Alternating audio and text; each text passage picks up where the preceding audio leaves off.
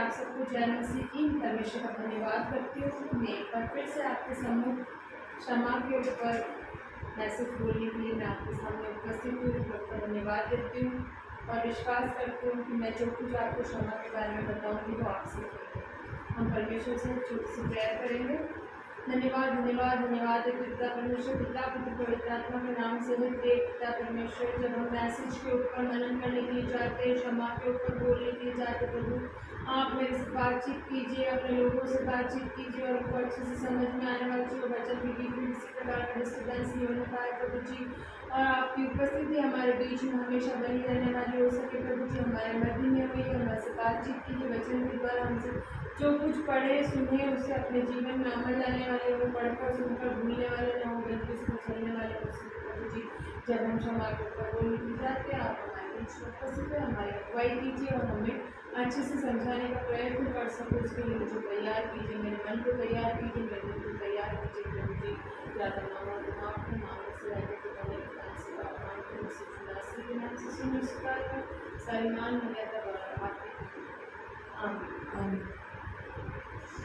परमेश्वर का धन्यवाद करते हैं प्रभु कि मैं क्षमा के मैसेज पे बोलने भी आई हूँ। जानिए एक मसीह व्यक्ति के जीवन में क्षमा का क्या महत्व होता है। क्षमा बोलने में बड़ा छोटा सा वर्ड लगता है कि क्षमा, लेकिन क्षमा जब हमें किसी को करना होता है तो वो बहुत ही ज़्यादा मुश्किल हो जाता है।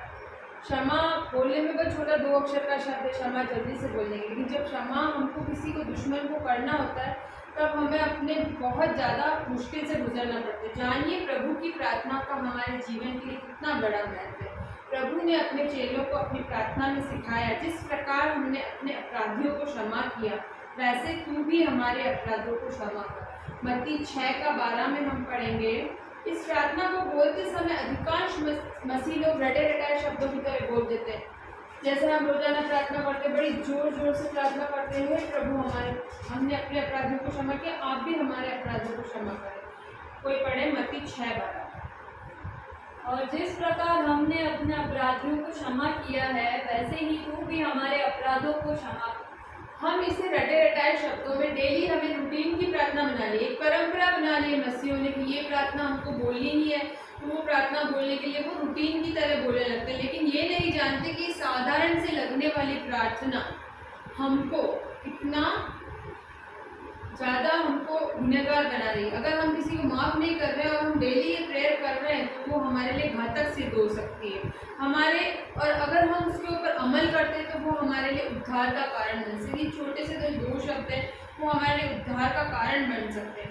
यदि आप निरंतर इस प्रार्थना के अनुसार जीवन व्यतीत कर रहे हैं तब तो ठीक है, लेकिन अगर आप इस प्रार्थना के अनुसार जीवन व्यतीत नहीं कर रहे तो आप अपने जीवन को नर्क की ओर ले जा रहे हैं, वो आपको नर्क के द्वार पर लाकर खड़ा कर देगी। इस प्रार्थना के साथ बढ़ती गई लापरवाही आपको न्याय सिंहासन के सामने दोषी ठहरा सकती है। जब प्रभु का न्याय सिंहासन का दिन होगा, पापों की क्षमा होगी और प्रार्थना के शब्दों पर निर्भर करता है। हमारा न्याय प्रार्थना के शब्दों पर निर्भर करता है। अगर हम ये प्रार्थना कर रहे हैं और हम माफ़ नहीं कर रहे हैं और हम लगातार इस प्रार्थना को कर रहे हैं तो हम उतनी ही बेशर्मी से इस प्रार्थना को निर्लजता के साथ में बोलते जा रहे हैं, तो हम इस झूठ को बोलकर नर्क की धधकती हुई आग के निकट पहुंच रहे हैं। यदि संक्षेप में कहा जाए तो स्वर्ग द्वार की महत्वपूर्ण कुंजियों में से ये है, जो स्वर्ग के राज्य की कुंजियां दी है परमेश्वर ने, उन कुंजियों में से ये एक कुंजी है जो हमें स्वर्ग के द्वार पर ले जा सकती है। हम इसको बोलने में बहुत आसान लगती है, लेकिन हमें इससे अपने ऊपर अमल करने में, इसके लिए हमें मन की सहमति लेनी पड़ती है, दिल से तैयार होना पड़ता है, दिल की सहमति लेनी पड़ती है। परंतु आजकल के शैतानी दिमाग वाले लोग अपने रंग रूप में शैतान ने इतना झगड़ लिया है, इतना पत्थर दिल बना दिया है कि वो क्षमा को अपनी निर्बलता मानने लगे हैं।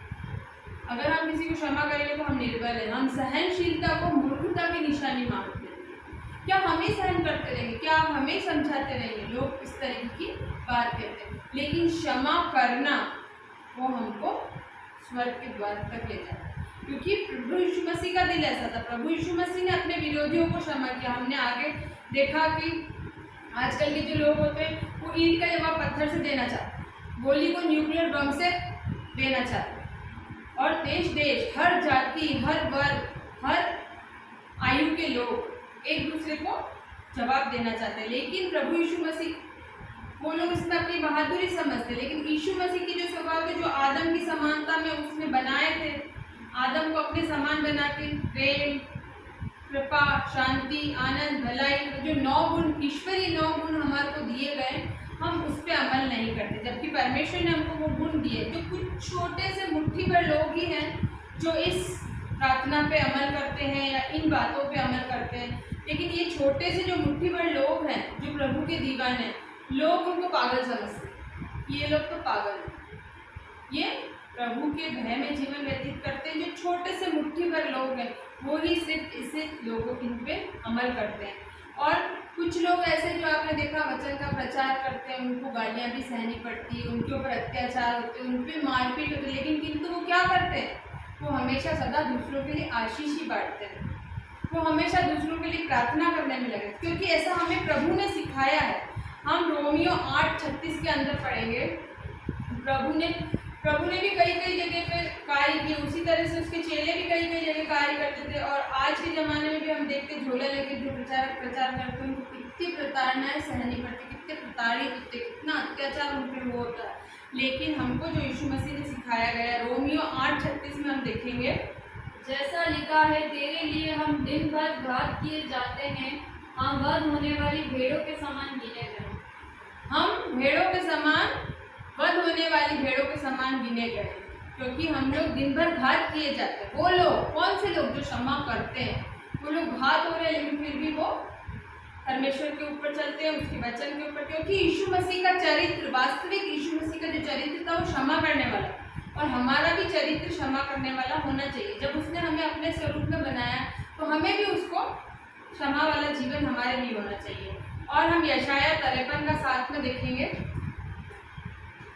यशाया 53 उसका 7, यशाया 53 उसका 7 में देखिए, वह सताया गया तो भी वह सहता रहा और अपना मुंह न खोला। जिस प्रकार भेड़ वध होने के समय और भेड़ी ऊन कतरने के समय चुपचाप शांत रहती है, वैसे ही उसने भी अपना मुंह न खोला। अत्याचार करके और दोष लगाकर भी उसे ले गए। उस समय के लोगों में से किसी ने इस पर ध्यान न दिया कि वह जीवितों के बीच में से उठा लिया गया। जिस तरह से भेड़ को कतरते, ऊन कतरते समय चुपचाप रहती है, शांत रहती है, उसी तरह प्रभु यीशु मसीह ने भी हमारे मुंह नहीं खोला, क्योंकि वो भी हमारा, जैसा उसको परमेश्वर ने आज्ञा दी थी, वैसा ही उसने अपने जीवन में पूरा किया। उसका वास्तविक चरित्र था वो, कि क्रूस की असहनीय वेदना को सहकर भी उसने अपने विरोधियों को क्षमा किया। जो आप 2 डाकू की कहानी सुनते, जो उसके साथ लटकाए गए थे, लेकिन परमेश्वर ने उसके लिए भी क्या कहा कि इन्हें माफ कर, प्रभु आज तू मेरे साथ स्वर्गलोक में हो।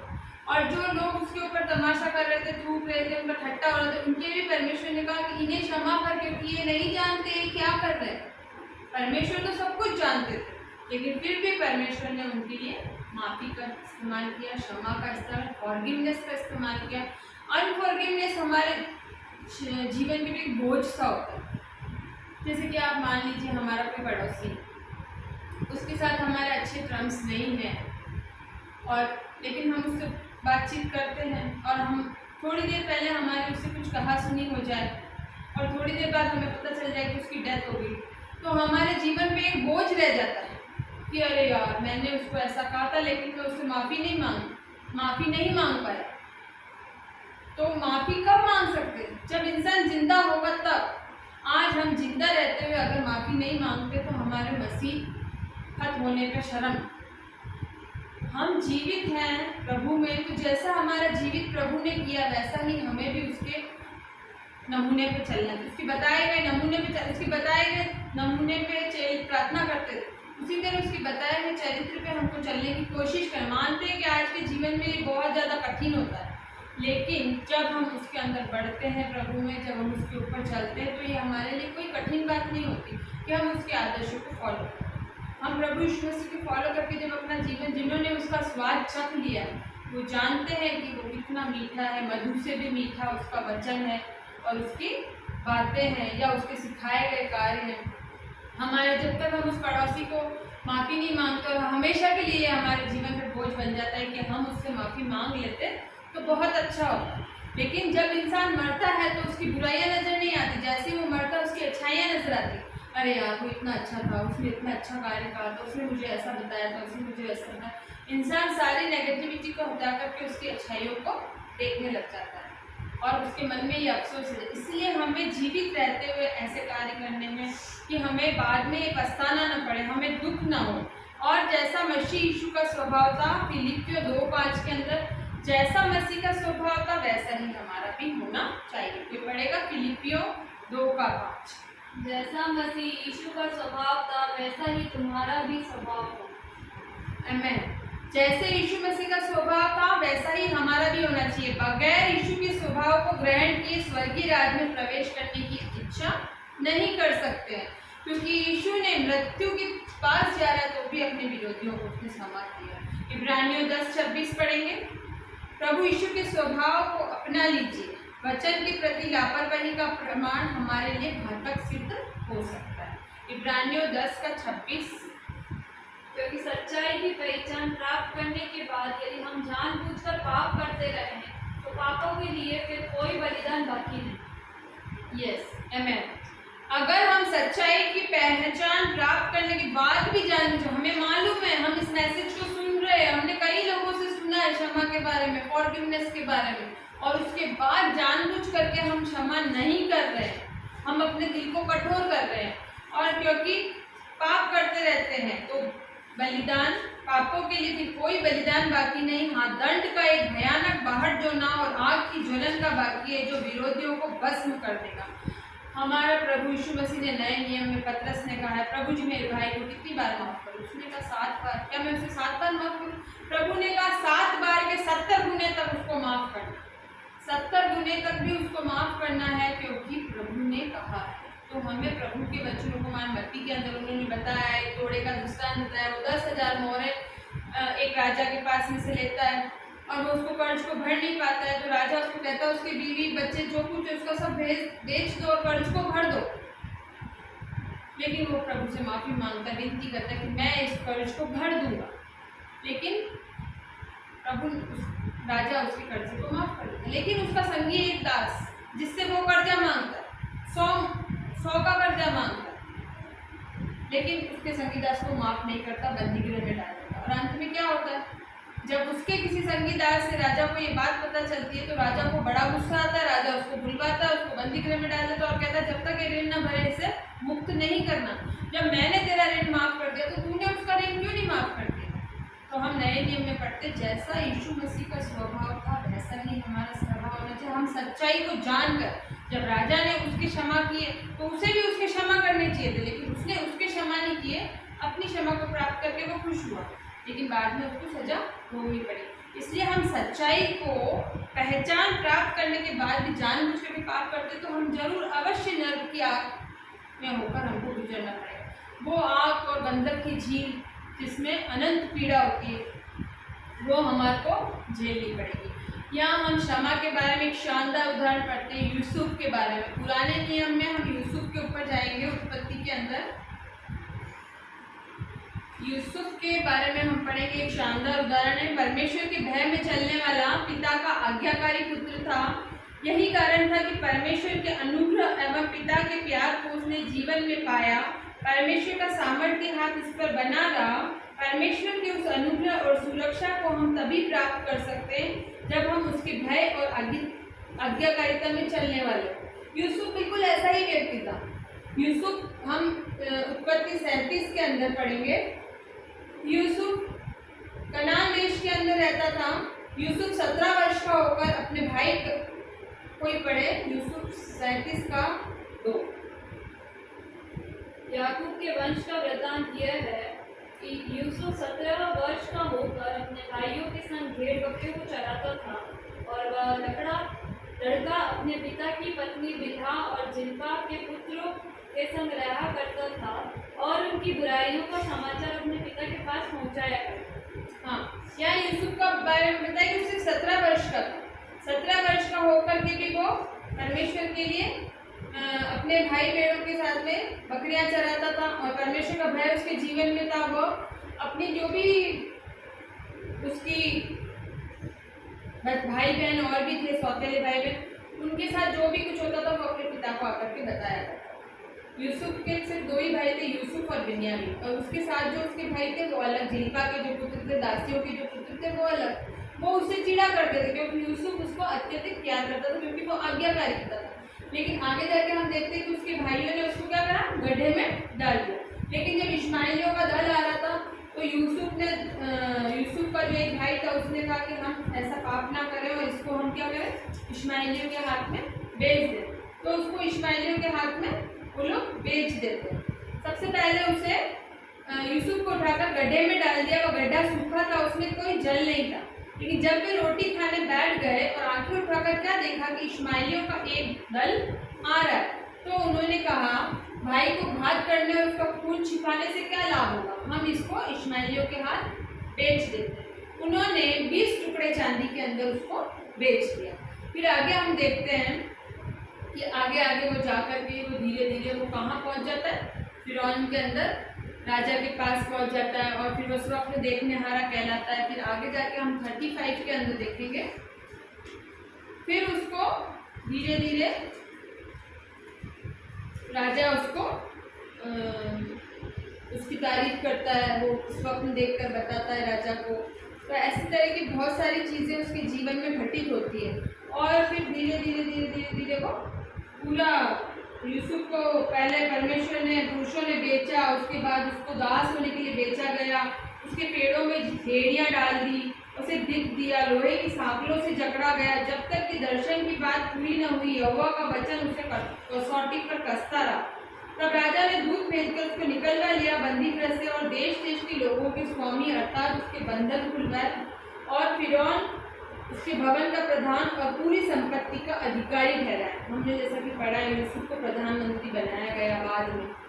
तो परमेश्वर ने उसके जीवन काल को देखा, उसके स्वप्नों को उसके जीवन में पूरा किया। वो स्वप्न देखने हारा, यूसुफ को बाइबल ने स्वप्न देखने हारा कहा है, क्योंकि वो हर चीज का स्वप्न का अर्थ बता देता था। उसने राजा के भी स्वप्न का अर्थ बता दिया और उसको मिस्र देश के ऊपर प्रधानमंत्री बनाया गया। लेकिन ये किसकी योजना थी?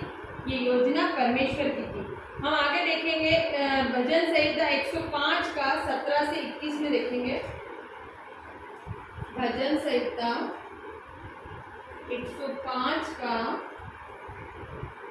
उसने यूसुफ नामक एक पुरुष को उनसे पहले भेजा था, जो दास होने के लिए बेचा गया था। लोगों ने उनके पैरों में बेड़ियां डालकर उसे दुख दिया और लोहे की सांकलों में जकड़ गए। जब तक कि उसकी बात पूरी ना हुई, तब तक यहोवा का वचन उसे कसौटी पर कसता रहा। तब राजा ने दूत भेजकर उसे निकलवा लिया, और देश देश के लोगों के स्वामी से उसको बंधन खुल गए। उसने उसको अपने भवन का प्रधान और अपनी पूरी संपत्ति का अधिकार ठहराया। आमीन। यहाँ पे हम देखते हैं कि उसको पूरे देश का अधिकारी ठहराया। क्यों? क्योंकि उसने स्वप्न देखा था कि सबसे पहले 7 वर्ष सुकाल के होंगे और फिर 7 वर्ष अकाल के होंगे। इसके बाद में उसको अधिकारी ठहराया गया। और यूसुफ के इस तरह से आगे चलता रहा कि भयंकर अकाल प्रारंभ हो गया। उसके भाइयों के पास में कुछ खाने को लिए था। उसके भाई लोग वहाँ पर अन्न खरीदने के लिए आते हैं। मिस्र देश में उनकी मुलाकात यूसुफ से हुई, परंतु वह उसको पहचान नहीं पाई, क्योंकि उस समय वो 17 वर्ष का था और अब वो बहुत बड़ा हो गया था और प्रधानमंत्री हो गया था, और उसका रहना खाना साना सब कुछ अलग सा हो गया था। उसके भाई उसको पहचान नहीं सके।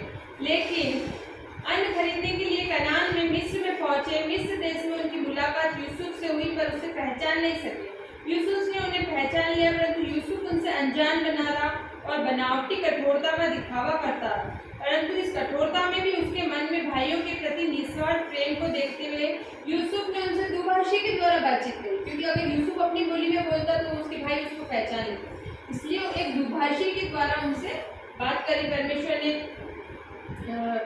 अपने भाइयों से बात करी यूसुफ ने, और वो उनको अपने बारे में बताया कि हम किस तरह से खरीदने के लिए आए, हमारे देश में अकाल पड़ गया। तब उन्होंने बताया कि बातचीत करना था। यही कारण था कि उसके भाई ये अंदाजा भी नहीं लगा सके कि जो बात कर रहा है वह यूसुफ है। अंत में यूसुफ से नहीं रहा गया, वह अपने आप को अपने भाइयों पर पकड़ कर दिया। यह क्षण बड़ा हृदय स्पर्शी था। इतना करने के बाद भी गड्ढे में डाल दिया और अपने पिता को अंगरखा पहुंचा दिया। उसको मार के बकरे के खून में लगाकर वो बकरा पहुंचा दिया कि तेरा बेटा तो मर गया। उसको इश्माइलियों के हाथ 20 चांदी के सिक्कों में बेच दिया। उसके बाद भी यूसुफ से नहीं रहा गया, क्योंकि यूसुफ का हृदय क्षमा वाला हृदय था। उसको परमेश्वर का आज्ञाकारी था, परमेश्वर का भय मानने वाला था, उसके आदर्शों पे चलने वाला था। इसलिए वो अपने भाइयों से अपने आप को रोक नहीं पाया और वो फूट फूट कर रोया और उसने उनको बताया कि मैं तुम्हारा भाई यूसुफ हूँ। लेकिन उसके भाई घबरा जाते हैं। उसके भाई कहते हैं ये हमें नहीं छोड़ेगा, क्योंकि हमने इसके साथ बहुत बुरा बर्ताव किया। लेकिन वो ऐसा नहीं करता है। वो अपने भाइयों से कहता है मेरे निकट आओ। ये सुनकर वो निकट आया, मैं तुम्हारा भाई यूसुफ हूँ, जिसको तुमने मिस्र में आने वालों के हाथ बेच दिया। घबराओ मत, पछताओ मत, क्योंकि मुझे यहाँ भेजने वाले तुम नहीं, मुझे यहाँ भेजने वाला परमेश्वर। ये परमेश्वर की योजना। बहुत सारी चीज़ों में हम कहते हैं ना यार हमारे साथ ऐसा क्यों हो गया, हमारे साथ ऐसा क्यों, लेकिन ये परमेश्वर की योजना होती है। हमारे लिए आगे कुछ अच्छा रखा होता है, हमारे लिए आगे कुछ नया रखा होता है, जिसकी हम सोच भी नहीं सकते। ऐसा प्रभु हमारे जीवन में, तुमने मुझे भेज डाला इसलिए उदास मत हो, क्योंकि परमेश्वर ने तुम्हारे प्राणों को बचाने के लिए मुझे तुम्हारे आगे भेज दिया। क्योंकि अब 2 वर्ष इस देश में अकाल है और 5 वर्ष और ऐसे ही होंगे, इसमें हल न चलेगा और न अन्न काटा जाएगा। पृथ्वी पर जीवित रहो और तुम्हारे प्राणों से बचने से तुम्हारा वंश बढ़े। इस रीति अब मुझे यहाँ भेजने वाले तुम नहीं, पर मुझे यहाँ भेजने वाला परमेश्वर ही ठहरा है। उसी ने मुझे फिरौन का सा पिता और उसके सारे घर का स्वामी, उत्पत्ति 45 का 1:15 में देखेंगे। उत्पत्ति जेनेसिस 45 1 का 15, जेनेसिस उत्पत्ति 45 का 1 से 15। यूसुफ उनके सामने जो आसपास खड़े थे रोक न सका और चिल्ला के रोने लगा। यूसुफ ने कहा उनके भाइयों से मेरे निकट आओ। यहाँ पे क्या कर रहा है, इसी चीज़ के बारे में पूरा बताया कि वो कहता है कि मेरे यहाँ भेजने वाले तुम नहीं, मुझे यहाँ भेजने वाला परमेश्वर है। इस घटना को हम यूसुफ का निस्वार्थ प्रेम कह सकते हैं। हृदय की गहराई से माफ किया गया भाइयों के प्रति प्रेम, करुणा, ऐसा इसी करुणा और प्रेम ने उसको एक क्षमाशील व्यक्तित्व प्रदान किया। यही चरित्र प्रभु यीशु मसीह अपनी दुल्हन में देखना चाहता है, अपनी कलीसिया में देखना चाहता है कि मेरी दुल्हन, मेरी कलीसिया भी ऐसे ही हो। जैसा यीशु मसीह का स्वभाव था वैसा ही हमारा भी क्षमा करने वाला स्वभाव होना चाहिए। जैसा हमने यूसुफ में देखा कि अपने भाई को माफ किया, वैसा ही स्वभाव हमारे अंदर भी होना चाहिए कि हम अपने संगी साथियों को, हम अपने भाई बहनों को, या हमारे दोस्त रिश्तेदारों को, हमारे आसपास के पड़ोसियों को हम क्षमा करने वाला हृदय हमारे पास होना चाहिए। क्योंकि प्रभु यीशु मसीह ने अपनी प्रार्थना, जिस प्रकार हमने अपने अपराधियों को क्षमा किया वैसे ही तू भी हमारे अपराधों को क्षमा कर। इस प्रार्थना के अनुसार हम अपना जीवन जी रहे हैं या फिर अहंकारी, हठीले, क्रोधी होकर के अपना जीवन नाश करते हैं। ये हमें आज देखना है कि हम किस स्तर पे खड़े हैं, क्षमा करने वाले जीवन में खड़े हैं या हठीले और अहंकारी स्वभाव में। हमारे जीवन में फॉरगिवनेस है या हमारे जीवन में अनफॉरगिवनेस है, ये हमको आज देखना है। आज से हमें निर्णय लेना है कि हमें प्रभु यीशु मसीह के स्वभाव की तरह जीना है, हमें यूसुफ के स्वभाव की तरह जीना है, हमें ज़्यादा से ज़्यादा आगे बढ़ने की। लूका 23 का 34 में हम देखते प्रभु अपने उपदेश में क्या कहते हैं। Luke chapter 23 verse 34।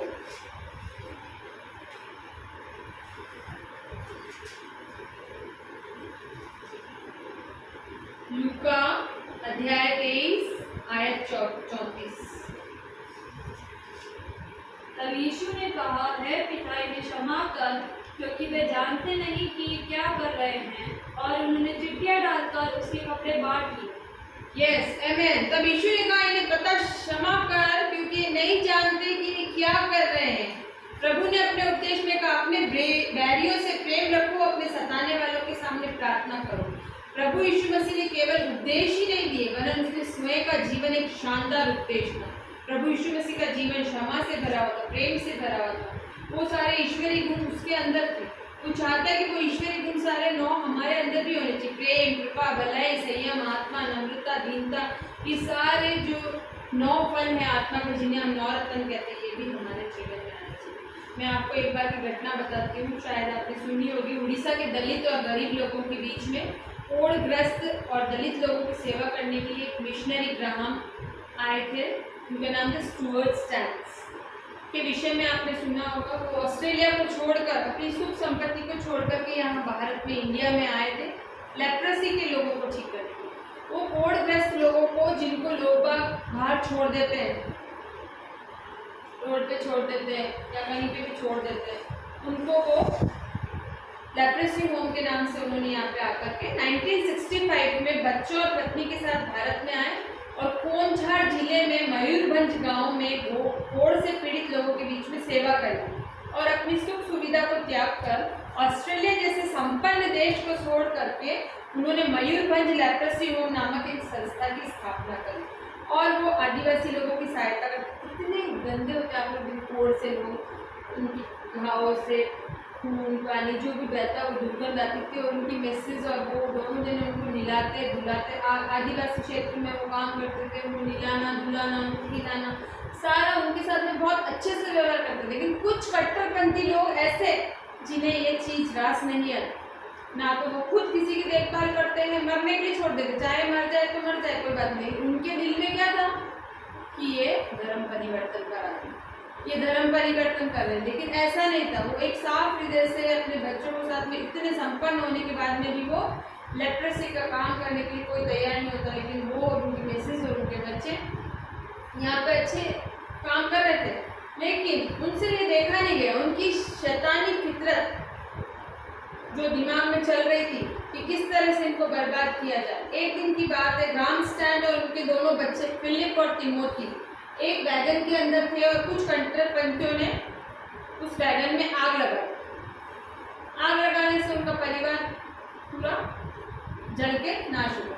23 जनवरी 1999 में कोंझार जिले में मनोरमपुर में जब वे अपने घर से दूर कार स्टेशन वैगन में अपने दोनों बच्चों के साथ सो रहे थे, तब मध्य रात्रि के द्वारा सिंह के नेतृत्व में कुछ कट्टरपंथियों ने इस निर्दयता पूर्वक बर्बरता पूर्वक हत्या को अंजाम दिया। और उसके बाद में जब उनकी पत्नी श्रीमती ग्लैडिस से हत्यारों के विषय में पूछा गया कि इन हत्यारों के लिए आप कैसी सजा चाहती हैं, इनकी आंखों में आंसू भरकर कहा, मैं जानती हूँ कि आज मैं अपने पति और अपने बच्चों के बिना कितनी दुखी हूँ, उनकी कमी मुझे कितनी खल रही है। मैं नहीं चाहती कि इन लोगों को भी ऐसी सजा मिले और इनके परिवार, इनके बच्चे भी इस तरह से दुखी हो, इसलिए मैं उन्हें क्षमा करना चाहती हूँ। मैं परमेश्वर से प्रार्थना करती हूँ, हे पिता इन्हें क्षमा कर, क्योंकि ये नहीं जानते इन्होंने क्या किया। श्रीमती ग्लैडिस के इन शब्दों को सुनकर सभी के आंखों में आंसू भर गए। हे प्रियो, यही है सच्ची क्षमा। यीशु मसीह का स्वभाव, इसी स्वभाव को प्रभु हमारे अंदर देखना चाहता है। यदि हम सचमुच स्वर्गीय राज्य में जाने की इच्छा रखते हैं तो यीशु के इन चेतावनी भरे शब्दों को जीवन का आधार बना लेने की आवश्यकता है। मत्ती 6 का 14 से 15 तक हम पढ़ेंगे कि ये शब्द हमारे लिए कितने ज़्यादा इम्पोर्टेंट है। Matthew chapter 6 14 and 15। यदि तुम मनुष्य के अपराध क्षमा करोगे तो तुम्हारा स्वर्गीय पिता भी तुम्हारे अपराध क्षमा करेगा, और यदि तुम मनुष्य के अपराध क्षमा ना करोगे तो तुम्हारा पिता भी तुम्हारे अपराध क्षमा ना करेगा। हे प्रियो, आपको निर्णय लेने की आवश्यकता है। मृत्यु उपरांत आप कहाँ जाना चाहते हैं, स्वर्ग या फिर आप जाना। और क्षमाशीलता का द्वार महत्वपूर्ण कुंजियों में से एक है। परमेश्वर इस वचन के द्वारा आपसे बातचीत करता है। परमेश्वर वचन के अनुसार चलने वाला जीवन प्रदान करता है, लेकिन ये डिपेंड करता है हमारे दिल के ऊपर कि हम दिल से किसी को क्षमा करते हैं या नहीं करते। आप बहुत सारे लोगों ने अपने मैसेजेस में बताया है कि क्षमा नहीं करना हमारे दिल पे एक बहुत बड़ा बोझ लगता है। बहुत सारी बीमारियों का कारण, अनफॉरगिवनेस हमारे जीवन में बहुत सारी बीमारियों का कारण भी बनता है। यहाँ तक कि बहुत सारे लोगों को डायबिटीज़ हो जाती है, बहुत सारे लोगों को हार्ट अटैक हो जाता है, बहुत सारे लोगों को डिप्रेशन में आ जाते हैं, क्योंकि वो तनाव उनके ऊपर बना रहता है। वो तनाव में जीते कि हमने उसको माफ़ नहीं किया, ये बोझ एक हमारे हृदय के ऊपर है। तो हमको चाहिए कि आप सच्चे दिल से पश्चाताप करें और दूसरों को भी क्षमा करें, ताकि जब हम क्षमा करेंगे, परमेश्वर ने अपने वचन में कहा जब तक हम अपने अपराधियों को क्षमा नहीं करेंगे हमें भी क्षमा नहीं मिलेगी। इसीलिए आज से हमें निर्णय लेना है कि हम खुद भी क्षमा करें और दूसरे को भी इस तरह का बनाएं कि वो क्षमा मांगने योग्य हो, क्योंकि हमको प्रभु ने सिखाने के लिए बताया हम आज अपने बच्चों को नहीं सिखाएंगे तो हमारे बच्चे कहेंगे कि हमने ये नहीं सीखा। इसलिए मैं आज चाहती हूँ, आपसे ये विनती करती हूँ कि आप सभी लोग अपने अपने हृदय में क्षमा के लिए अपने अपने हृदय को तैयार करें कि हम प्रभु यीशु मसीह से क्षमा मांगे, अपने पापों के गुनाहों की मुक्ति मांगे ताकि हमारे लिए स्वर्ग का राज। मैं चाहती हूँ, मुझे विश्वास है कि आपको ये वचन अच्छे से समझ में आया होगा। ये वचन यूथ के लिए था कि हमारे यूथ ज़्यादा से ज़्यादा सुने और इस फॉरगिवनेस को अपनाएं। छोटे से वचन की तरह पढ़ें और सुन जाने पर परमेश्वर की आशीष मांगते यीशु के नाम से। आमीन।